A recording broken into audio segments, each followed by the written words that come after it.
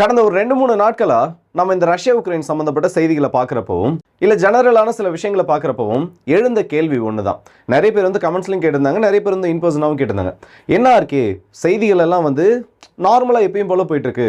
நிறைய பேர் கேட்டிருந்தாங்க, இன்சிடென்ட் அந்த அளவுக்கு எதுவும் நடக்கலையா, உப்பு சப்பு இல்லாத மாதிரி வீடியோ போயிட்டு இருக்கேன்னு சொல்லிட்டு. ஸோ இப்போ நம்ம எடுத்துருக்கக்கூடிய இந்த வீடியோ இல்லைனா நம்ம இதில் பார்க்க போகிற சம்பவம்ன்றது யார் யாரெல்லாம் நார்மலாக வீடியோ போகுதுன்னு நினச்சிங்களோ அவங்க எல்லாருக்கும் ரொம்பவே ஸ்பைஸ் அப் பண்ண போகுது. முதல் முறையாக ஒரு பியாண்ட் விஷுவல் ரேஞ்ச் ஃபைட்டில் இந்த ரஷ்யா உக்ரைன் போரில் Su-57 களமிறங்கினது மட்டும் இல்லாமல் ஒரு 300 கிலோமீட்டர்கள் தாண்டி உக்ரைனோட ஒரு MiG-29 வகை விமானத்தை அவங்களோட மோஸ்ட் பவர்ஃபுல் வெப்பனான ஒரு ஏவுகணையை வச்சு சுட்டு வீழ்த்திருக்காங்க. அது மட்டும் இல்லாமல் கர்ஸ் கவுண்டர் ஆஃபென்சிவ் பற்றி உலகமே எல்லாம் பெருசாக பேசிட்டு இருக்க டைமில் சத்தமே இல்லாமல் ஒரு முக்கியமான செட்டில்மெண்ட் இல்லை ஒரு முக்கியமான ஜங்ஷன் ஒரு 250 ஸ்கொயர் கிலோமீட்டர் தூரம் இருக்கக்கூடிய ஒரு பகுதியை ரஷ்ய ராணுவம் ஒரு 50 நாள் போராட்டத்துக்கு அப்புறமா அவங்களோட கண்ட்ரோலுக்குள்ள கொண்டு வந்திருக்காங்க. கேட்குறப்பவே ரொம்ப இன்ட்ரெஸ்டிங்காக இருக்குல்ல. இது ரெண்டுத்தை பற்றி தான் நம்ம இந்த பதிவில் பார்க்க போகிறோம். ஸோ வாங்க வீடியோக்குள்ள போயிடலாம். நான் உங்களுக்கு தாம்புக்ஷனும் டிபி ட்ரெண்டிங்ஸ்.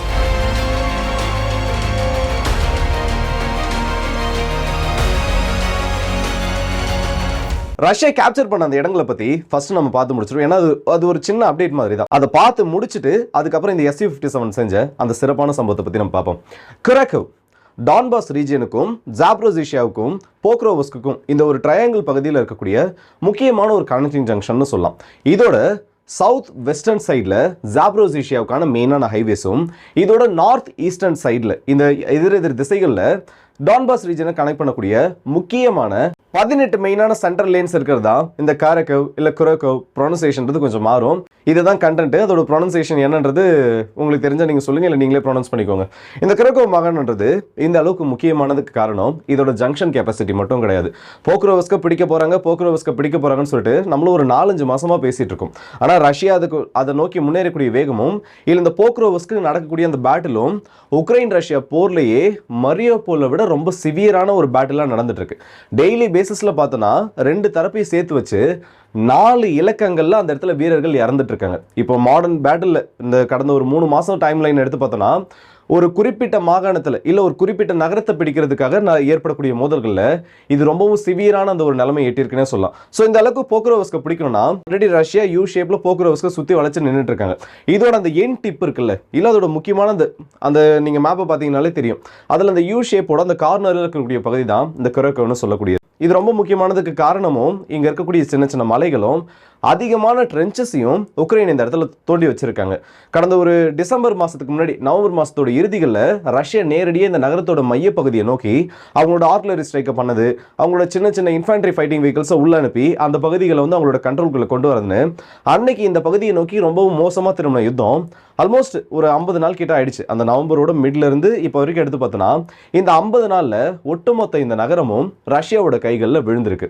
நியூயார்க் டைம்ஸாக இருக்கட்டும், நீங்கள் வந்து எந்த மீடியாஸ் எடுத்து பார்த்தாலும் சரி, நீங்கள் கடைசி ஒரு 24 மணி நேரம் டைம்ல எடுத்து பார்த்தோன்னா இந்த செய்தியை தான் பெருசாக பேசிட்டு இருப்பாங்க.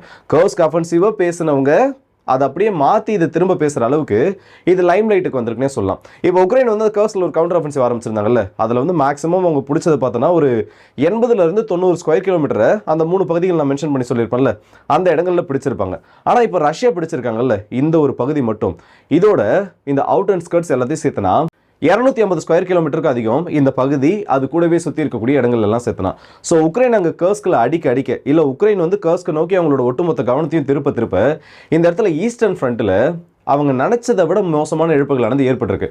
ரஷ்யாவோட மினிஸ்ட்ரி ஆஃப் டிஃபென்ஸ் இதை அக்னாலேஜ் பண்ணியிருக்காங்க. நாங்கள் வந்து இந்த இடத்த பிடிச்சிட்டோம், இந்த பேட்டிலில் வந்து 15,000 வீரர்களை நாங்கள் உள்ள அனுப்பியிருந்தோம், அதில் 12,000 நபர்கள் அந்த இடத்துல இப்போ ஆக்டிவாக இருக்காங்க, 1500 வீரர்களை நாங்கள் ரொட்டேஷனல் பேசிஸில் மற்ற இடத்துக்கு அனுப்பியிருக்கோம்னு சொல்லியிருக்காங்க. ஸோ 13,500 வீரர்களுக்கான கணக்கு அவங்க கொடுத்துருக்காங்க. மிச்சம் 1000 பேரோட நிலைமை என்னன்றது தெரியல. மேபி அவங்க அந்த யுத்தத்தில் இறந்துருக்கலாம். ரஷ்யாவோட மினிஸ்ட்ரி ஆஃப் டிஃபென்ஸை பொறுத்த வரைக்கும் அவங்க இந்த கணக்குகளை கொடுத்துருக்க அதே நேரத்தில் உக்ரைன் இதை பற்றி இன்னும் எதுவும் பேசலை. அவங்க பேச போகிறது மட்டும் இல்லை, இந்த ஒரு பேட்டிலை பற்றி எதுவும் ஒரு சின்ன அப்டேட்டை கூட அவங்களோட ஊடகங்களில் நம்மளால் பார்க்க முடியல. நாங்கள் இன்னும் வந்து ஈஸ்டர்ன் செக்டாரில் டிஃபெண்ட் பண்ணிட்டு இருக்கோம், நாங்கள் வந்து ரஷ்யாவோட ஏரியல் ஸ்ட்ரைக்கு இந்த இடத்துல நியூட்ரலைஸ் பண்ணிட்டு இருக்கோம், நாங்கள் வந்து ஹோல்ட் பண்ணிட்டு இருக்கோம்னு சொன்னாலும் அஃபிஷியலாக போக்ரோவஸ்க்கு கவசமாக இருந்த அடுத்த ஒரு நகரமும் இப்போ உக்ரைனோட கையை விட்டு போயிருச்சு. அதுவும் ரொம்ப அதிகமான விலையை கொடுத்ததுக்கு அப்புறமும் உக்ரைனால அந்த இடத்துல அவங்களால ஹோல்ட் பண்ண முடியல.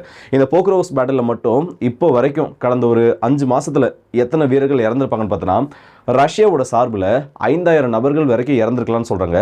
அதே நேரத்தில் உக்ரைனோட சார்பில் 8000 9000 நபர்கள் வரைக்கும் இறந்துருக்கலாம்னு சொல்றாங்க. இது வந்து வெளியில கிடைக்கக்கூடிய தகவல்கள் தான். இன்னும் அஃபிஷியல் கணக்குன்றது கண்டிப்பா அதிகமா இருக்கும். 2 சைடும் நம்ம சேர்த்து வச்சோம் பார்த்தோன்னா, ஒவ்வொரு சைட்லையும் மினிமம் 10,000 நபர்களாவது இறந்திருப்பாங்க. ஸோ டெய்லி அங்கேருந்து வரக்கூடிய அந்த விஷுவல்ஸை பார்த்தோன்னா, ஒவ்வொரு தரப்புலையும் அதிகபட்சம் 1000 நபர்கள் வரைக்கும் கூட இறந்துருக்காங்க. இந்த கவுண்ட் எல்லாமே அதிகமாகிறதுக்கான சான்சஸ் இருக்கே தவிர குறையறதுக்கான பாசிபிலிட்டிஸ் கிடையவே கிடையாது. இப்படி ஒரு பக்கம் உக்ரைன் கர்ஸ்க்குள்ள அவங்களோட சாகசங்களை காமிச்சு ஈஸ்டர்ன் ஃப்ரண்ட்ல அடி வாங்கிட்டு இருக்க அதே டைம்ல இந்த ஒரு சின்ன ஒரு வீடியோ கிளிப்பை பாருங்க. இப்போ நான் பேசிட்டு இருக்கப்போ முன்னாடி இது ஓவர்லேப்ல ஓடிட்டு இருக்கோம். இதை நீங்க பார்க்குறப்ப நார்மலா என்ன தெரியுது, ஏதோ ஒரு ஃபைட்டர் ஜெட் போகுது, திடீர்னு அது மெனுவர் பண்ணுது, திரும்பவும் நார்மலா போகுது. ஆனா இதுல Su-57 ரஷ்யாவோட ஒரு 5ஆம் தலைமுறை போர் விமானம் சொல்லக்கூடிய இந்த Su-57 ஒரு ஏவுகணை இதை நோக்கி செலுத்தப்பட்டிருக்கு. அதுல இருந்து தப்பிக்கிறதுக்கு இந்த விமானம் எடுத்த முயற்சின்னு சொன்னா உங்களால யாராச்சும் நம்ப முடியுமா? கண்டிப்பா நம்ப முடியாது. இதோட ஃப்ரீஸ் ஃப்ரேம் இந்த ஒரு இமேஜை பாருங்க. இது அந்த ரெட் கலர்ல சின்னதாக சர்க்கிள் பண்ணிருக்கேன்னு தெரியுதா? அந்த மிசைல்ல இருந்து இந்த விமானம் மெனுவர் பண்ணி தப்பிக்க முயற்சி பண்ணதோட காட்சிகள் தான் அது. இதுக்கப்புறம் அந்த விமானத்துக்கு என்னாச்சு, இல்ல அந்த விமானம் தப்பிச்சுதா, இல்ல அந்த விமானம் வந்து சுட்டு வீழ்த்தப்பட்டதான்றது ஒரு பெரிய கேள்விக்குறியா இருக்கும்ல. அதுக்கான பதில், அந்த விமானம் ரஷ்யாவோட Su-57 இந்த இடத்துல சுட்டு வீழ்த்தப்பட்டிருக்கு. அதில் வந்து சுடக்கூடிய அந்த ஃபுட்டேஜஸே இல்லையே, அந்த மிசைல் வந்து மெனுவர் பண்ணி கூட போயிருக்கலாம்ல, அப்படி எதுவுமே தெரியலன்னு சொல்லிட்டு நீங்கள் அதுக்கான கேள்வி கேட்கலாம். ஸோ அதுக்கான விளக்கத்தை தான் நம்ம இப்போ தெளிவாக பார்க்க போகிறோம். ஃபர்ஸ்ட் ஃபிசிக்கலி நீங்கள் பாருங்களேன், அந்த விமானம் வந்து ரொம்ப லோ ஆல்டிடியூட்ல பறந்துட்டு இருக்கு. அங்கே இருக்கக்கூடிய இபி கம்பங்கள் சில இடங்களில் பார்த்தோன்னா கீழே இருக்கக்கூடிய அந்த கட்டிடங்கள் எல்லாம் தெரியிற அளவுக்கு சில இடத்துல அதோட ஃபுட்டேஜஸ் ஆனது இருக்கு. அந்த கம்பங்கள் தெரியிறப்பவே நம்ம அதை விஷுவலி கன்ஃபார்ம் பண்ண முடியும். ஒரு ஏவுகணையை எதிர்த்து ஒரு விமானம் இந்த அளவுக்கு லோ ஆல்டிடியூட்ல பறக்குதுன்னா கண்டிப்பா அது ஏர் லான்ச்டு மிசைல மட்டும்தான் இருக்கணும். இப்போ வந்து சர்ஃபேஸ் டு ஏர் மிசைல்ல இருந்து இவங்க எவேட் பண்ணோம்னா இந்த அளவுக்கு லோ ஆல்டிடியூட்ல பறப்பாங்க. ஆனா கிட்ட அந்த மிசைல் நெருங்க இவங்க வந்து அதுல இருந்து ஃபிளார்ஸை ரிலீஸ் பண்ணுவாங்க, ஹீட் சீக்கிங் மிசைல்ஸை குழப்பறதுக்கு. ஏர் டு ஏர் மிசைல்ஸை பொறுத்த வரைக்கும் மோஸ்ட்டாக வந்து இந்த ஹீட் சீக்கிங் மிசைல்ஸை பயன்படுத்த மாட்டாங்க. இன்ஃப்ராரெட் ஹோமிங்ன்றது ஏதாச்சும் 1-2 தான் பயன்படுத்தப்படும். மோஸ்ட்டாக ஆக்டிவ் ரேடார் கைடன்ஸ், அதுவே ரேடார் அலைகளை செலுத்தி திரும்ப இன்புட்டாக வாங்குற மாதிரி ஹீட் சீக்கிங் மிசைல்ஸை யூஸ் பண்ணுவாங்க. ஆனால் இந்த ஒரு ஃபுட்டேஜில் எந்த ஒரு ஃபிளார்ஸும் ரிலீஸ் பண்ணப்படல. இதுல இருந்து ஒரு விஷயம் கண்டிப்பாக தெளிவாக தெரியுது. அந்த இடத்துல என்ன பாசிபிள் சினாரியோ நடந்திருக்குன்னா, அந்த ஏவுகணையை இவங்க ரொம்ப நேரமாக எவேட் பண்ணுறதுக்கு ட்ரை பண்ணியிருப்பாங்க. அப்படி இல்லையா, ஒன்றுக்கும் அதிகமான ஏவுகணைகள் இவங்களோட இந்த விமானத்தை நோக்கி செலுத்தப்பட்டிருக்கணும். அப்படி செலுத்தப்பட்டதில் ஏற்கனவே இவங்க அந்த ஃபிளார்ஸை, ஏன்னா 2 செட் ஆஃப் ஃபிளார்ஸ்க்கு மேலே மோஸ்ட் ஆஃப் த விமானங்களால் யூஸ் பண்ண முடியாது. ஃபிளார்ஸை வந்து ஒரு கணக்கு இருக்குது, இவ்வளோ தான் நம்ம யூஸ் பண்ண முடியும், நம்மளோட விமானத்தில் இவ்வளோ தான் இருக்குன்னு. ஸோ ஆல்ரெடி இந்த ஃபிளார்ஸை யூஸ் பண்ண மெனியூர்ஸ் எல்லாம் ஃபெயில் ஆனதுக்கப்புறம் கடைசி ஏவுகணையா, இல்லை ஏற்கனவே வந்து ஃபிளார்ஸில் வந்து சில ஏவுகணைகள் இன்டர்செப்ட் பண்ணப்பட்டு கடைசி ஏவுகணையா இது அந்த விமானத்தை துரத்திருக்கணும். அது மட்டும் இல்லையா, இந்த இடத்துல கிரவுண்ட் பேஸ்டு ரேடார்ஸோ இல்லை ground based surface to air missile சாம்னு சொல்லக்கூடிய அந்த ஏவுகணை மற்றும் விமான தடுப்பு அமைப்புகள் ஆக்டிவேட் பண்ணப்பட்டதுக்கான சான்சஸ் கிடையவே. ஏன்னா இந்த வீடியோ வந்து எடுக்கப்பட்டிருக்கிறது ரஷ்யன் கண்ட்ரோல்டு பகுதிகளிலேயோ இப்போ ஆக்டிவாக பேட்டில் நடந்துட்டு இருக்கோ அந்த எந்த பகுதிகளிலுமே கிடையாது. நிப்ரோவஸ்கையும் தாண்டி ஆல்மோஸ்ட் சென்ட்ரல் உக்ரைனில் இந்த ஒரு வீடியோவானது எடுக்கப்பட்டிருக்கு. இந்த வீடியோ எடுக்கப்பட்டதுல இருந்து தெளிவாக ஒரு விஷயம் தெரியுது, இதில் வந்து surface to air missile engage ஆகல. அப்போ இந்த இடத்துல வேற என்ன வரும், இல்லை வேற என்ன ஏவுகணை உள்ள வந்திருக்கிறதுக்கான சான்சஸ் இருக்குன்னா, Su-57 பொறுத்த வரைக்கும் ஏர் டு ஏர் மிசைல R-77 யூஸ் பண்ணிருப்பாங்க. R-37 வெம்பிள்னு சொல்லுவாங்க, அதையும் யூஸ் பண்ணிருப்பாங்க.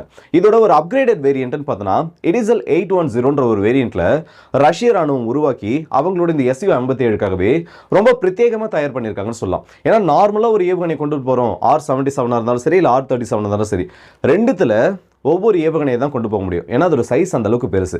ஆனால் இதே இன்னும் கொஞ்சம் அப்கிரேட் பண்ணி Su-57 இன்டர்னல் வெப்பன்ஸ் பேல 2 ஏவுகணைகளை கொண்டு போகிற மாதிரி அதோட பெர்ஃபார்மன்ஸில் எந்த ஒரு காம்ப்ரமைஸும் இல்லாமல் 350 410 கிலோமீட்டர் தொலைவில் இருக்கக்கூடிய டார்கெட்ஸையும் போட்டு அடிக்கிற மாதிரி இந்த ஒரு ஏவுகணையை ரஷ்யா உருவாக்கியிருக்காங்க. அது மட்டும் இல்லாமல் இதோட ரேஞ்ச் வந்து இதை டெட்லியாக மாற்றது கிடையாது. இதோட வேகம்ன்றது மேக் 5+ வேகத்தில், அதாவது ஒரு ஹைப்பர்சானிக் ஃப்ளைட் என்ன வேகத்தில் போகுமோ, இல்லை ஒரு ஹைப்பர்சானிக் ஏவுகணை எந்த ஒரு வேகத்தில் சொல்லுமோ அதே வேகத்தில் சென்று, இப்போ ஒரு 300 கிலோமீட்டரில், நல்லா தெளிவாக சொல்கிறேன், நீங்கள் வந்து பாண்டிச்சேரியில் இப்போ ரஷ்யாவோட ஒரு ஃபைட்டர் ஜெட் இருக்குது, சென்னையில் ஏதோ ஒரு பகுதியில் வேண்டாம், சென்னையில் கிண்டியில் வந்து உக்ரைனோட ஏதோ ஒரு ஃபைட்டர் ஜெட் இருக்குன்னு வைங்க, ரெண்டுத்துக்கும் டிஸ்டன்ஸ் பார்த்தோன்னா ஆல்மோஸ்ட் ஒரு 180 190 கிலோமீட்டர் வரும். இப்போ இந்த இடத்துல ரஷ்யாவோட ரேடார்களில் அந்த விமானம் சிக்கிடும், ரஷ்யாவோட கிரவுண்ட் பேஸ்டு ரேடார்ஸ்லையும் மாட்டிடும், ரஷ்யாவோட Su-57 ரேடார்லேயே அது மாட்டிடும். இப்போ பாண்டிச்சேரியிலேருந்து அந்த மிசைலை லான்ச் பண்ணுறாங்கன்னா நேராக அது கிண்டியை ரீச் பண்ணுறதுக்குள்ள இந்த விமானம் அதை விட்டு தப்பிக்கிறதுக்கான அந்த சான்சஸ்ன்றது ஆல்மோஸ்ட் கிடையாது. ஏன்னா இவங்களுக்கு இடையில இருக்கக்கூடிய அந்த 180 190 கிலோமீட்டர் வேகத்தை அது அவுட் ரன் பண்ணுறதுக்குள்ள, இதோட மேக்ஸிமம் ரேஞ்சுன்றது 300 கிலோமீட்டர் இல்லை 400 கிலோமீட்டர்னு வச்சுப்போம். ஆல்ரெடி இவங்க 150 கிலோமீட்டர் தொலைவில் இருக்காங்க. ஸோ இன்னொரு 250 கிலோமீட்டர் இல்லை இன்னொரு 200 கிலோமீட்டர் தள்ளி போயிடுச்சுன்னா அந்த உக்ரைனோட விமானத்தால் MiG-29 இந்த மிசைலை அவுட் ரன் பண்ண முடியும். அதாவது இது அதை தொடறதுக்கு முன்னாடி இது அது கிட்ட இருந்து தப்பிச்சு ஓடிட முடியும். ஆனால் அந்த விமானத்தோட வேகத்தை பொறுத்தனா அதிகபட்சம் மாக் 2 வரைக்கும் தான் போக முடியும். ஆனால் அதை விட 5 மடங்கு வேகத்தில் வந்துட்டு இருக்க இந்த ஒரு ஏவுகணை கிட்ட இருந்து அந்த விமானத்தால் தப்பிக்கவே முடியாது. ஸோ இவங்க மெனுவர் பண்ணுறது, அதுக்கு எதிராக உள்ள வரக்கூடிய அந்த ஏர் டு ஏர் மிசைலுக்கு எதிரான அந்த anti air to air missile மெனுவர்ஸை பண்ணுறது, இதன் மூலயமா மட்டும்தான் அவங்களால தப்பிக்க முடியும். அதுவும் இந்த ஏவுகணை இதுதான் நான் பயன்படுத்திருக்காங்கன்னு சொல்றதுக்கான காரணமும் இது ஹை ஆல்டிடியூட்ல இந்த ஏவுகணையை செலுத்தி பயன்படுத்த முடியும். அதே மாதிரி அதில் இருக்கக்கூடிய அந்த டிரான்ஸ்பாண்டர்ஸ் ஆனதுக்கு அப்புறமா அந்த மிசைலே அதோட டார்கெட்டை நோக்கி போக ஆரம்பிக்கிறப்போ ஹை எவசிவ் மெனுவர்ஸை அந்த விமானம் பண்ணாலும் அதுக்கு நிகராக இதோட ஃபின்ஸை யூஸ் பண்ணி இந்த ஏவுகணையாலையும் சுத்த முடியும். இதில் பிளாஸ்ட் ஃப்ராக்மெண்டேஷன் வார்கெட் தான் எல்லா மிசைல் போல தான் இதுலையும் யூஸ் பண்ணியிருக்காங்க. ஸோ அந்த விமானம் கண்டிப்பாக நியூட்ரலைஸ் பண்ணப்பட்டிருக்குன்றது அப்போதைக்கும் அந்த செய்தியாக இருந்துச்சு. இது ரஷ்யாவோட மினிஸ்ட்ரி ஆஃப் டிஃபென்ஸும் அவங்களோட அஃபிஷியல் சைட்லையும் அவங்களோட அஃபிஷியல் டெலகிராம் சேனல்ஸ்லையும் கன்ஃபார்ம் பண்ணியிருக்காங்க. இந்த மாதிரி MiG-29 இந்த இடத்த நல்லா பாருங்கள், MiG-29 நாங்கள் சுட்டு வீழ்த்திருக்கோன்னு அவங்களோட அஃபிஷியல் ஸ்டேட்மெண்ட்டும் வந்திருக்கு. ஆனால் இதை பற்றி உக்ரைன் எதனா பேசியிருக்காங்களா? இல்லை உக்ரைன் இதை பற்றி ஏதாச்சும் ஒரே ஒரு ஸ்டேட்மெண்ட்டை வெளியில் கொடுத்துருக்காங்கன்னா கூட MiG-29 பற்றி உங்களோட ஒரு செய்தி குறிப்பில் கூட எந்த ஒரு செய்தியும் இந்த இடத்துல வெளியில் கிடையாது. ஏன்னா பியாண்ட் விஷுவல் ரேஞ்ச், பார்வைக்கு எட்டாத தூரத்தில் இந்த ரஷ்யா உக்ரைன் போரில் சமீபத்தில் ஏற்படுத்தப்பட்ட ஒரு கில் இல்லை Su-57 அச்சீவ் பண்ணப்பட்ட ஒரு சம்பவம்னா இந்த இடத்துல இதுதான். இந்த இடத்துல Su-57 ரொம்ப லாங் ரேஞ்சில் இருந்து இந்த மிசைலை ஏவி இருக்கு. அது மட்டும் இல்லாமல் இது ஒரு சைட் வேர்ட்ஸில், ஏன்னா லாஸ்ட் டைமில் தான் இந்த மிசைல் உள்ள வரதான் அவங்க தெரிஞ்சிருக்கணும். இந்த விமானங்களை பொறுத்த வரைக்கும் ரொம்ப கிட்ட வரப்போ தான் இந்த மிசைல் வார்னிங் சிஸ்டம்ன்றது உள்ள ஏர் டு ஏர் மிசைல் இல்லை சாம் ஆக்டிவேட் ஆகிட்டு இருக்கிறது இவங்களுக்கு அலர்ட்டாக கொடுக்கும். அதுவும் பக்கவாட்டில் ஒரு ஏவுகணை வந்துச்சுன்னா அதை கண்டுபிடிச்சு அதுலேருந்து இவங்க எவேட் பண்ணுறதுக்கு கிடைக்கக்கூடிய அந்த நேரம்ன்றது ரொம்ப ரொம்ப ரொம்ப கம்மி. அந்த விமானத்தோட ரொம்ப பக்கத்தில் அந்த ஏவுகணை வந்துருச்சுன்னா நொடிகளில் தான் இந்த ரியாக்ஷன் டைம்ன்றது அவங்களுக்கு இருக்கும். ஸோ Su-57 இந்த இடத்துல BVR கில்ல உக்ரைனோட MiG-29 எதிராக இந்த இடத்துல செயல்படுத்திருக்குன்னு சொல்லலாம். அண்ட் இந்த வீடியோ பற்றி உங்களோட கருத்துல கமெண்ட் செக்ஷன் சொல்லுங்கள். அடுத்த வீடியோ சந்திப்போம். அது வரைக்கும் இந்த விடுவது உங்கள் எல்லாருக்கே